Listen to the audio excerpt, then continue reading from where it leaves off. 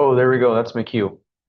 All right, everybody, welcome back from our little break here. We are lucky enough to have Joseph Johnson of Change Course here with us today. So Joe is the owner, operator, founder, CEO of a local nonprofit here in Des Moines, and we're going to have him share his slides and he's got some videos we're going to play. So Joseph, whenever you want to share, the floor is yours, and we'll help with the technical difficulties and we'll monitor the chat for you as we walk through, okay?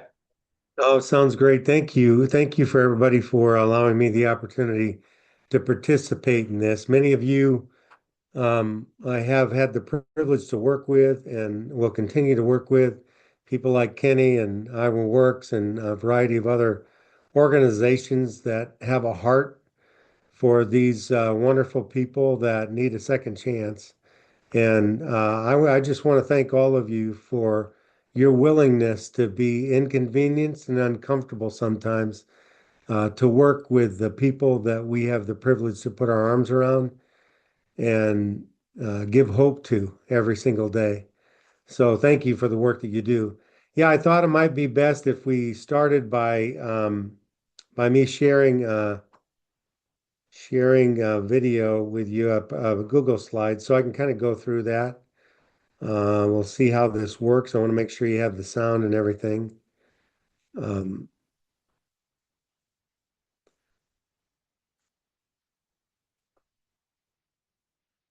and I'm not sure if do I have to do anything to make sure it has sound?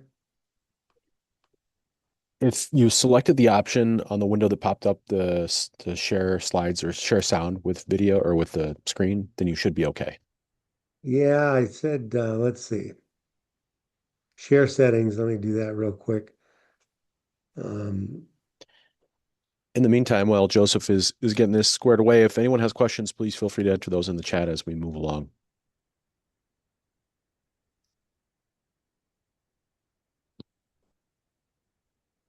yeah, I think let's try it. See if you can hear it. Do you hear it? No, I don't think so. Okay, so I need to go back probably and redo that. I want to make sure you can hear that video. So it should pop up in the window when you click share at the bottom. There's a window then that pops up and there's an option to opt in. Just a small Oh yeah, share button. sound. Yep. There it is. Okay.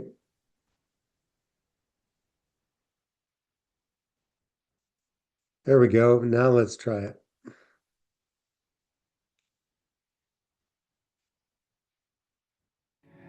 My name is Joseph Johnson, CEO and founder of Change Course. When we started, I had this vision of this incredible impact that we'd have on hundreds of people all at once.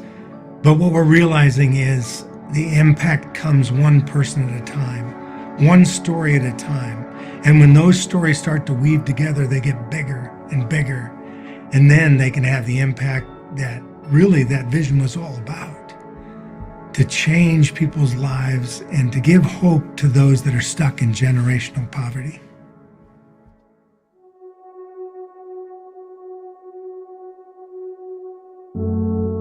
I got hooked on meth when I was about 21, and the next 5 years just kind of blew by in a blur. At a pretty early age, I started cutting. And in high school, that kind of transpired I just felt really lost, and I started self-medicating, and that led to suicide attempts in high school. So I wrote out the suicide letter. I did as many drugs as I could. I did meth for the first time, and I overdosed on purpose. I ended up on the streets, losing my children, overdosing on heroin, waking up and realizing that this is not how I wanted my life to end. On the day my daughter passed away, even though I had my mom and my dad together in the room for the first time in many years, I felt alone. I was battling addiction with methamphetamine and human trafficking. I never felt like I'd ever get out of it. I was facing two Class D felonies and a theft in the third degree, which entailed I was put on probation. just getting out of prison. I was living out of my car during the wintertime, got into a toxic relationship, started shooting drugs, and I just felt helpless, to the point where, my only choice was either end it all or find something different. I had lost my children. My marriage was falling apart. My husband was in jail. And going through the same cycle over and over and potentially not getting my kids back at all, where I would have to permanently say goodbye to them. Just sleeping on the pavement and freezing. Like the winter time, it was extreme because I was like shivering in the night. I don't get much sleep, and then going to work the next day. The first darkest point in my life was when my brother died. I was in 7th grade. I was angry. I was mad. I didn't really understand death at that time.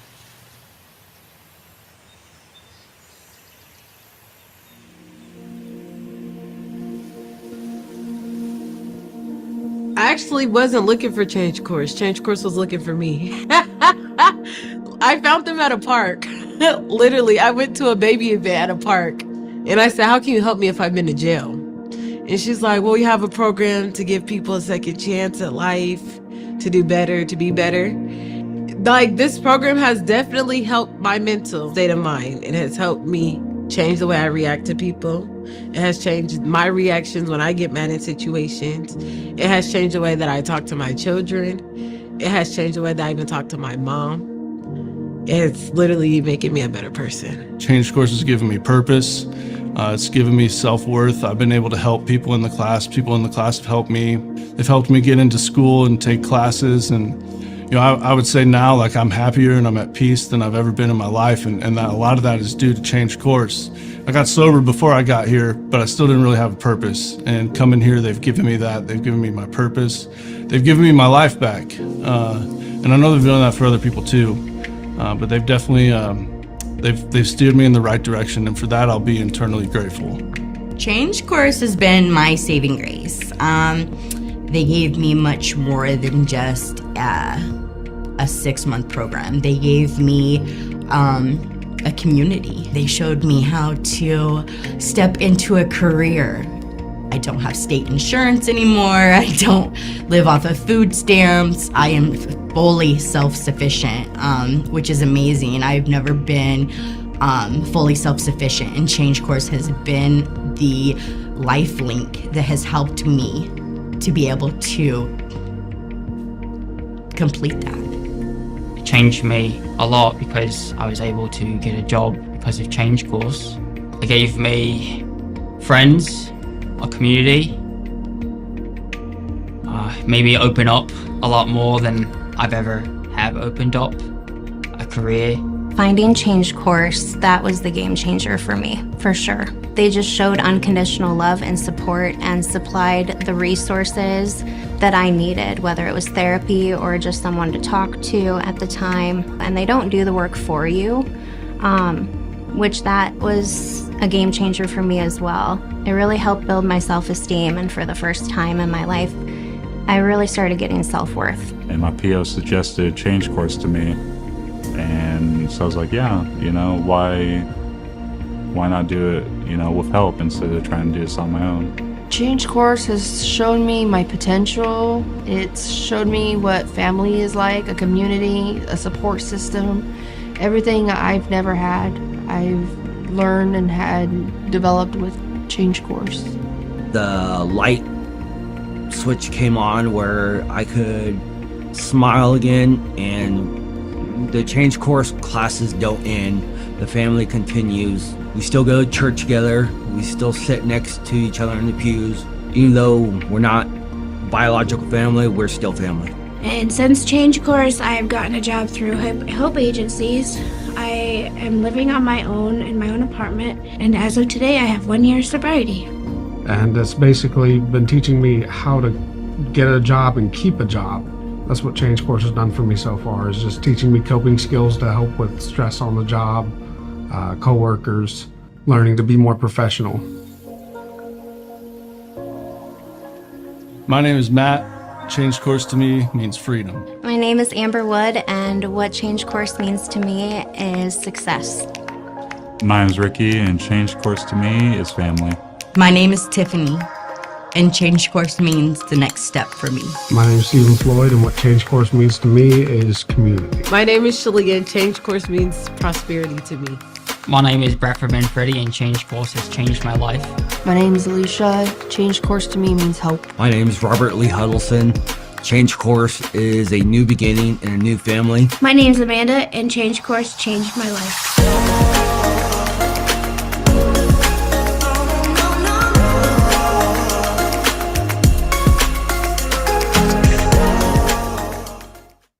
So that just kind of gives you a picture of kind of the people that, let me stop that, see if I can go forward. My name is Joe.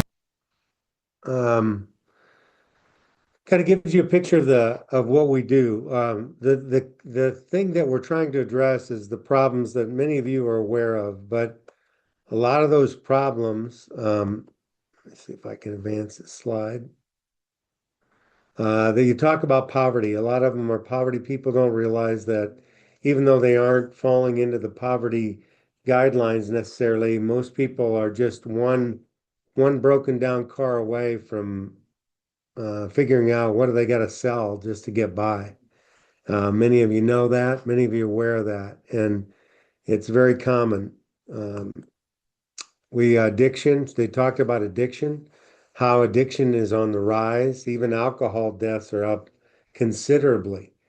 And so we deal with addiction, people who walk in with addiction. So we work with single moms that are on government assistance that can't get off, don't have a good work history. They don't know how to get a job that pays enough. So they play the game that the government sets out there and have more kids out of wedlock. We have people that are coming out of treatment, addiction treatment, and then we heard a lot of people about suicide. It's remarkable the figures of in Iowa, just the statistics of how many people have seriously thought about that and attempted suicide. And 81% of all violent deaths in Iowa were classified as suicide in 2022. So people just lose hope and they try and try again, and especially those that are coming out of incarceration. That's what I came out of incarceration 35 years ago, and I had a community around me that helped me get a job when nobody wanted to hire me. And if it weren't for that community that really pushed someone to hire me, I wouldn't have started 27 years of a successful career in small business. So that was really what spurred my wife and I in 2022 to say, you know what? Not everybody has community the way that we did as middle-class white family. And the men that I met in prison made me realize that opportunity in America isn't always the same. I went in thinking everybody had an opportunity. I came out thinking there's a lot of people that need opportunity. And I want to create a community that allows that opportunity to happen regardless of your background and regardless of who you were born to, regardless of what street you were born on or your color of your skin. And so that's when we started that. But you all are aware of incarceration and recidivism rates. 60% of the previously incarcerated are still unemployed after a year. And an unemployment rate is 5 times higher with those have a criminal background. Nearly 100% of our participants claim that drug use was used to mask their emotional pain and their struggle. Henry Nouwen made a statement that every person's deepest desire is to help create a community of love in this world. And I think that's what sets Change Course apart, is we really focus on community. We focus on creating an alternative to the current community they're in that keeps them in destructive life cycles. What is it keeps them going back is because they keep falling back into those people that they're most comfortable with. So we need to create an atmosphere where they're comfortable with people that they've never met before that come from a different walk of life. But because we all recognize our need for each other, all of a sudden we realize, you know what? I want to be in a relationship with you, and I didn't even know you existed. I was afraid of you because you were downtown, and the way you looked with your tattoos and your piercings and your dreads or whatever it was made me think, well, I could never relate to you. And then once they get together and we bring those people together and they meet each other, and all of a sudden they think, you know what? We're not as different as we thought we were. I may have economic wealth, but I have poverty in relationship. And I really believe that change course is being used to take some of the wealthiest people in Des Moines economically and the poorest people in Des Moines economically and bringing them together into a relationship to where they realize they need each other. And when that happens, something really powerful happens in community that you can't even describe. We've watched it and we've had front row seats to see it happen. And it's one of the most beautiful things. We really are driven by our faith. That's why Karen and I do it. But any spiritual side of this is all optional. You could come as an atheist, you could leave as an atheist. You're going to be treated just the same, loved and cared for.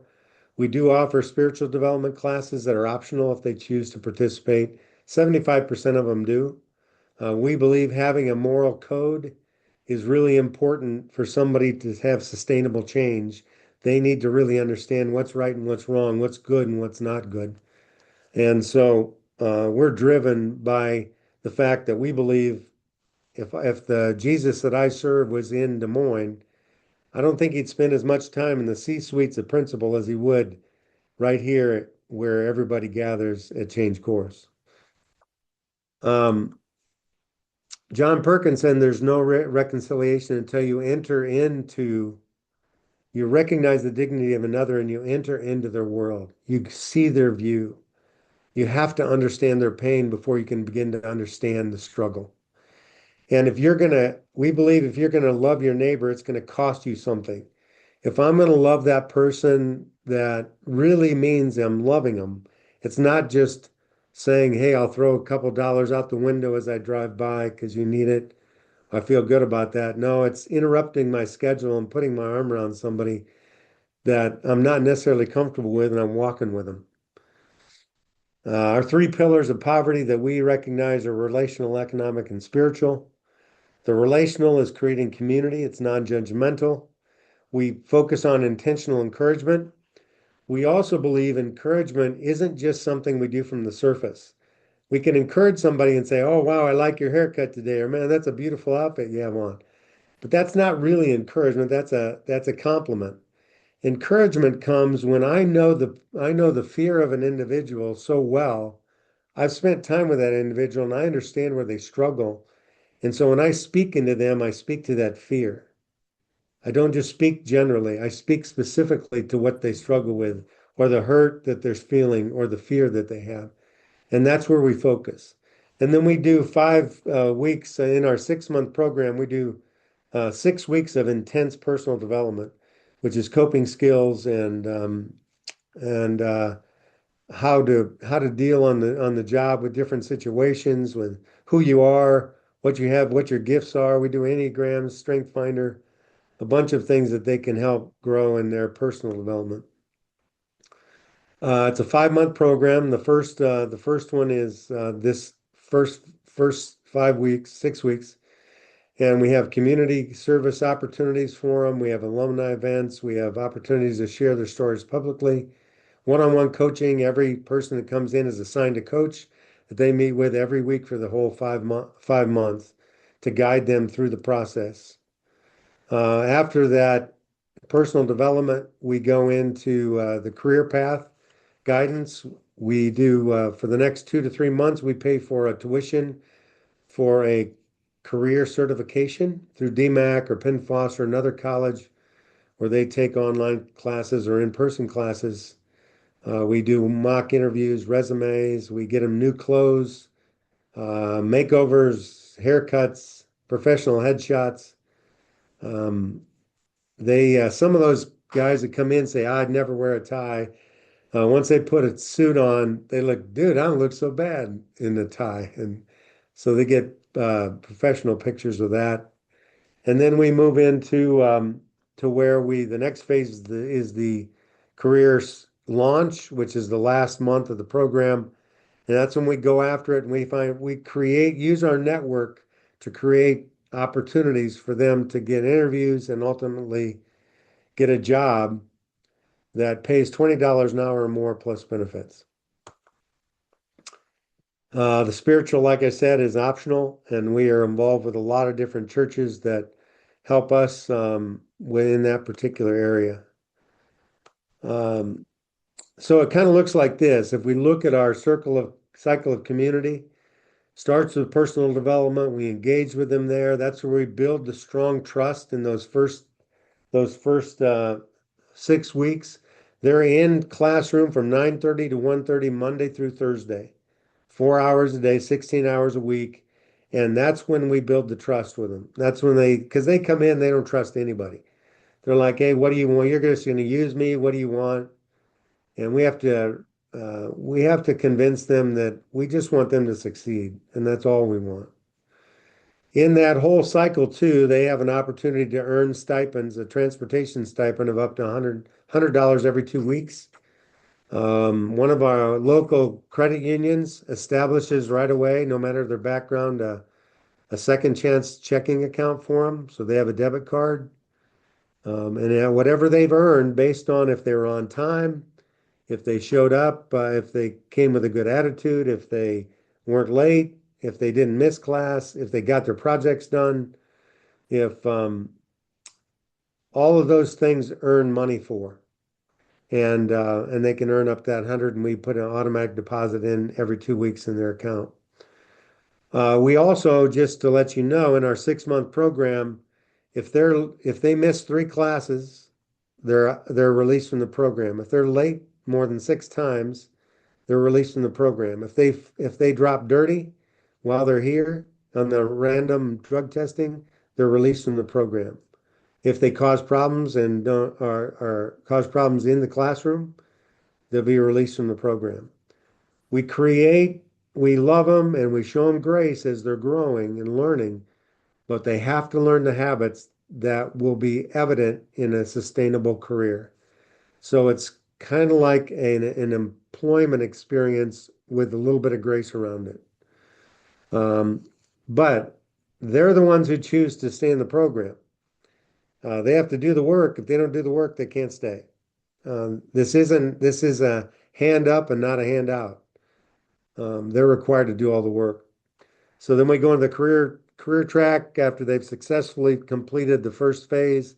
Then we go into career launch, and then at graduation, that's where we commission them and say, now the community did this for you. What are you going to do for your community? And we go on a couple of community projects together as a group. So we can, during that first 6 weeks, so they can see how fun it is to give and serve other people. And we have a great time doing it. And we want them to experience that, yeah, it is a sacrifice, but there's a lot of joy in it as well. Our goal is to take them from generational poverty to generational wealth. So, everybody knows the idea of giving them a fish, you feed them for a day, teach them to fish, you feed them for a lifetime. You take that, and if you look what we're doing, we want to make sure their basic needs are met while they're in the class, but then we're going to teach them, we're going to give them education, skill training, scholarships. Then we're going to lead them to connections with jobs. That's lead them to the pond. They've got the pole. They've got to learn how to use the pole. And then eventually, after they get that, we want them to have an opportunity to own the pond. And for many of them, that's own a house, and so we want them to begin to experience generational wealth. And for them, wealth means I own a home and I own a car, and I've got some retirement money put aside. And so we want to make sure they get that opportunity. And that's what we do with classes after we're all done. Here's just an example. Our very first class, we only had 8 graduate. We started with 18. We just invited everybody. And we had 10 of them wouldn't do the work. And so it got small really quick. But we started to vet a little bit better and find out who's really ready for the program. What you're going to see in these pictures is just diversification. I mean, what was funny, we had an interview with, I think, City View or something, and they said, what do you do about DEI? And I thought that was a funny question because they said, well, we unlock the doors. Once you open the doors, it walks in. It doesn't matter your color, your race, your background, your your choices in life.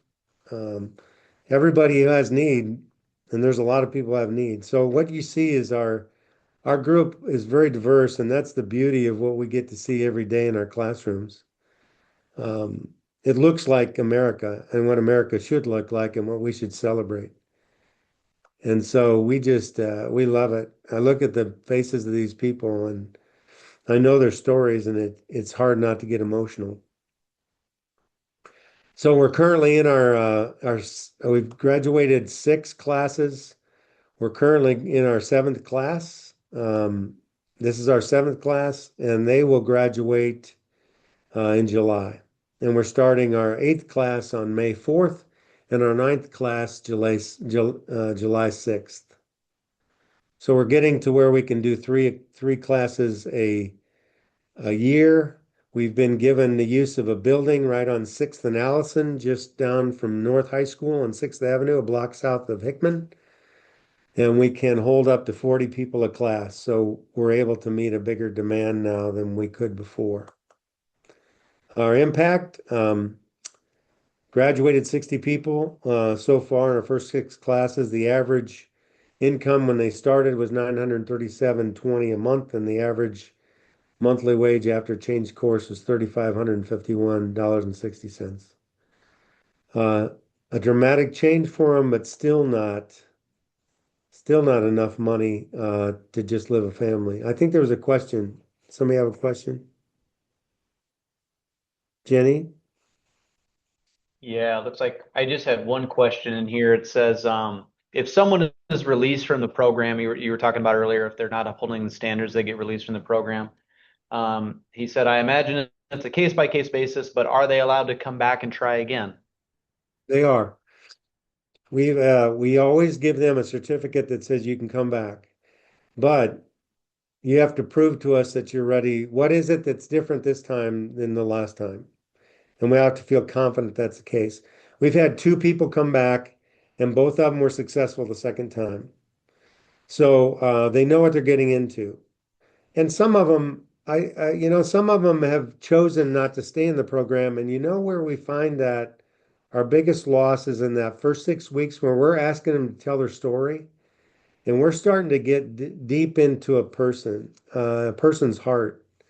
And when they share, sometimes it's just too much. They're like, I can't handle it right now. This is too heavy for me. And we do provide counseling. We pay for counseling, up to 8 counseling sessions for them if they need them with a professional counselor. We do have addiction counselor in here every Friday, especially for those that are trying to get off THC. If they have hard drugs in their system from the start, crack, cocaine, meth,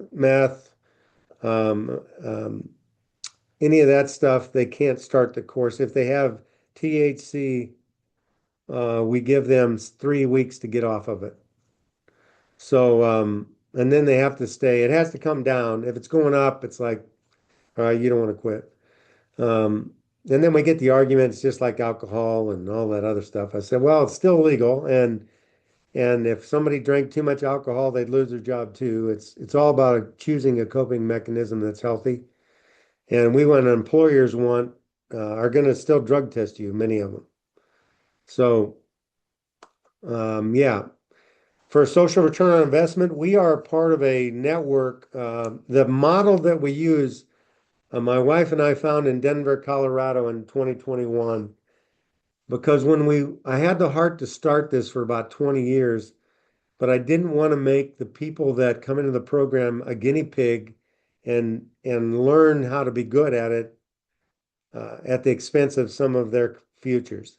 So the cross purpose was a 10-year-old nonprofit that was graduating at about 100 to 150 people out of poverty in the heart of Gang District, Denver. And I heard about it, and my wife and I flew there in 2021 and spent a week. And they were kind enough to allow us the opportunity to get all their curriculum, all their processes, all their procedures given to us. Start our own 501c3, separate from them, but then utilize all that they've learned successfully to implement here. So now We were the fourth model like this in the United States. Now there's 17 across the country. So we're the only one in Iowa. But all 17, there's a consultant got together and looked at all of our information. And on average, for every dollar that was donated, there's a social return on the investment of $6.45 on earned income, decrease in government benefits, and taxes paid. So there's not very many places that a person can donate a dollar, get a $6.45 social return. So we feel really good about the program being effective. That's the important part. Is it really helping people? I don't just want to feel good about doing something, because I could do something a lot easier and feel good about it. But I want to make sure that it is having an impact, not only in the lives of the people that come in, but also in our community. So they reflect family stabilized, children growing up in financial security, community strengthened, public resources freed up for those really still are in crisis. We have been approved by SNAP as a education and training provider. So they looked at our program and the data from our program, and we are partners with SNAP. People on SNAP come into it, and they encourage people to use SNAP benefits while they're in our program until they get a sustainable income and they no longer qualify. So that's just been added this year, and those people on SNAP, we do get some of the costs of the program covered through the Education and Training Fund. Our long-term goal is 100 graduates in Des Moines, but in order to impact the rest of the state, rather than us going out and starting to change course everywhere else, I'd rather find good, healthy nonprofits that are in the reentry area in this same demographic that have a good donor base, and teach them this model and do what was done for us and become a training center for other organizations throughout the state of Iowa to implement this particular model, and we'd help them do that. When my wife and I were 63 when we started this, and I remember the CEO of the Cross Purpose in Denver, I said, if we do this in Iowa, will you help us? And he said, you sure you want to do this? You guys are no spring chickens. And so we said, yeah, we realized that. And he said, this is a lot, this is hard work. I mean, this is not easy. And I said, yeah, I feel like we're being obedient more than anything else. I just feel like it's something I'm supposed to do, and I have been. So I really don't feel like I have a choice. And then he's been behind us ever since. So I want to help other nonprofits do that, because it's hard enough to raise money. And the last thing I want to do is plant a change course to start competing with donor money in Iowa City or Cedar Rapids if we've got a good organization that can just fold this into their program. So then I can be a training center for them to help them expand their offerings. And we got in this, the new building. Just a real quick video of our building. It's just been a game changer for us. We want them to walk in and feel like they're into higher education, that they're in a beautiful place. There's a lot of hope. My son did this mural, and it just gives color and beauty to what we do. It describes what we do. So everywhere we look, we try to make it a place where they feel like, man, this is nice. And we can say to them, you know why it's nice is because you're worth it. You are valuable people, and it ought to be nice for you. And so we want them to feel like they're stepping up into higher education. And then what we did is we started, in order to create sustainable revenue, we started a change course cleaning service. So that was the business I was in for 27 years. So we have 27 different commercial accounts that we clean every week. Some churches, some office buildings, some other nonprofits, and then we also have an auto detailing company that goes out with a van and they detail, auto detail, and that helps offset our need for as many different type of donations. So we have business partnerships. We have a variety of ways they can participate, and then the sustainable revenue is with change course cleaning and change course auto detail. So I just wanted to share that with you. I'm open for questions if there are any. Yeah, you did have one. Well, first of all, we one of our speakers from earlier, Donald Hinton, hopped in here and said, "Hey, I want to start this in the Quad Cities, so maybe we need to get you two connected." Um, Great. and then Jenny had a question for you. She said, "As an organization that includes faith slash spirituality, do you run into any snags with funding? And then what are your main sources of funding for your organization?" Great question. No, we don't because it's optional. If we made it mandatory, like you have to go to chapel or something like that, but you could come as an atheist and leave as an atheist. Doesn't matter. You're going to get the same love, care, and service that anybody, whether they believe the same. And many people who go to spiritual development love to discuss their own religious beliefs. So it's a way for us to say, hey, we're creating an atmosphere of realizing there's value in all different thoughts, right? So never just pushing one way. Now I know why I'm motivated to do it. So the main sources have been individuals that believe in what we're doing. I've been gifted with people who say, "This is awesome. This is what we ought to do. This is how we solve poverty." We've also got businesses. Some of our businesses have good foundations, charitable foundations, and some of the businesses that we help get employees, they give good chunks of money to us. We also SNAP is also our ENT program, because if we were overly religious, I don't know that we'd get it from SNAP either. So, and then we're getting some grants, some Polk County grants. I'm very, very involved in the Polk County justice system. The Polk County attorney, Kimberly Graham, and I work very closely together. She believes in what we're doing. The drug court sends people to us, probation officers. I just met with 20 probation officers at the fort this morning and told them about the program, how we can work closer together. So we're getting more government money, which requires a lot more intense auditing and accounting, but we're willing to do that if it helps us there. And then our businesses are starting to create money. I hope that our business will eventually cover about a third of our total operation costs. So we hope that that continues to grow that way. Hey, Joe, one thing, I don't see any more questions, but when you get a sec, could you maybe throw your contact information up in the chat for everybody in case we got folks who want to reach out to you? Yep, I sure will. And then let me look back through here. I just want to make sure I didn't miss anything in the chat. I don't see any more questions. Unless anybody's got anything specific, they can, unmute or throw it up in the chat for us. And we appreciate you taking the time, Joe, to hop on and kind of fill everybody in on Change Course and what you guys are working on.